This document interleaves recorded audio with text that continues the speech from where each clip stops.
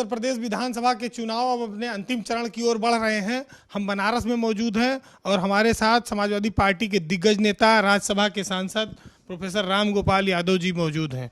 Professor साहब, आज मतदान भी हो रहा है छठे चरण का, और 5 चरण में क्या स्थितियां बन रही हैं? 5 चरण में मैं बहुमत के पास ही पहुंच गया हूँ। अब कोई दिक्कत नहीं। आज भी जहाँ से सूचनाएं मिल रही हैं और आधिकारिक सूचनाएं मिल रही हैं, हमारे कार्यकर्ताओं की नहीं, ड्यूटी पर लगे हुए लोगों की, जिनका कहना है कि बस्ती में, महाराजगंज में और कई जगह सूचना आई, भाटपार रानी से सूचना आ रही है, आशुतोष उपाध्याय की और लोगों की, बहुत ज़बरदस्त वोट पड़ रहा है, बहुत ज़बरदस्त, अनएक्सपेक्ट, ऐसा कभी पड़ा ही नहीं आज तक। अच्छा, आज एक बड़ी रैली पूर्वांचल में आप लोग करने जा रहे हैं, ममता बनर्जी भी हैं, तो क्या इस रैली का महत्व है? इस रैली का महत्व तो पूर्वांचल ही नहीं बल्कि पूरे देश के लिए भी है कि अखिलेश के साथ विपक्ष के बड़े बड़े नेता भी हैं और जनता से चुनाव के वक्त, युद्ध के दौरान आप जानते हैं युद्ध की स्थिति हो, उसमें जब कोई बड़ा सहयोग भी साथ आ जाता है तो सैनिक होते हैं, उनको बहुत बल मिलता है और ज़्यादा उत्साहित होकर लड़ते हैं। तो ये छठवें और 7वें चरण में जो मतदान हो रहा है उसको एक्सीलरेट करने का काम समाजवादी पार्टी के पक्ष में, गठबंधन के पक्ष में ये रैली करेगी। ये तो मोदी का इलाका है, बनारस, गोरखपुर, ये सब इलाके मोदी और योगी के हैं, यहाँ सपा थोड़ी कमजोर रहती है। ऐसा है कि ये सही है, मोदी जी का इलाका है, लेकिन योगी का इलाका इसलिए कहना उचित नहीं है कोई भी, क्योंकि योगी के खिलाफ और अखिलेश के पक्ष में ही लोग वोट कर रहे हैं। तो गोरखपुर में लेकिन आपकी पार्टी पिछले 2 चुनाव जीती नहीं।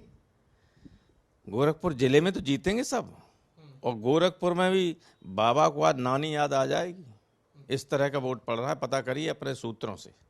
अच्छा, एक बहुत बड़ी बात ये हो रही है कि जब से ममता बनर्जी आई हैं कल से लगातार उनका विरोध हो रहा है, लगातार उनके काफिले रोके जा रहे हैं। ऐसा है, बीजेपी वाले बुरी तरह पिटे वहाँ।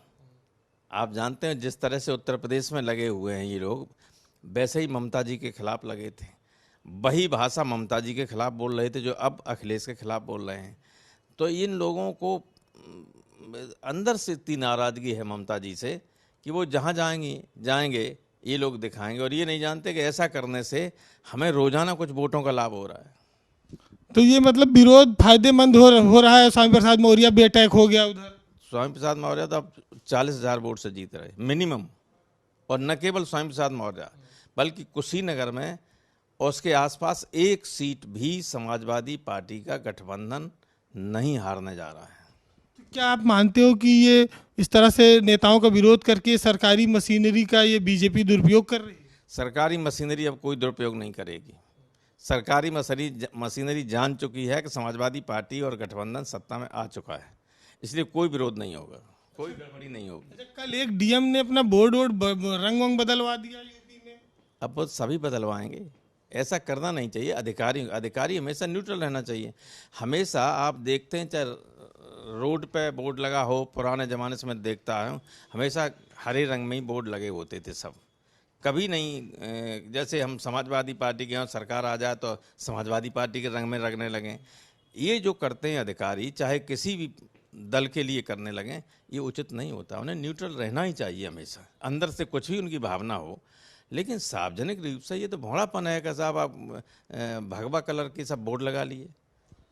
काशी में लोग आते हैं तो बीजेपी वाले नारा देते हैं कि बम बम बोल रहा है काशी, बीजेपी जीत रही है।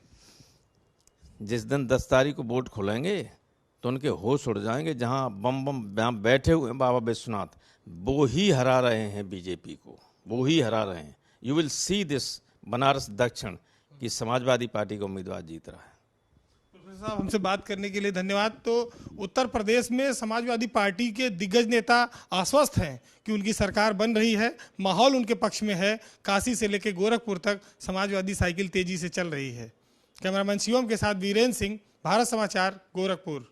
सत्ता, सियासत, सरकार, ब्यूरोक्रेसी, आम आदमी, सबसे जुड़ी हुई चटपटी और रोचक खबरें होंगी। तो इस नए चैनल को आप सबसे पहले सब्सक्राइब करिए, इसका बेल आइकॉन दबाइए और लाइक करिए, जिससे कि आपको सारी खबरें समय पर और सबसे पहले मिलती रहें।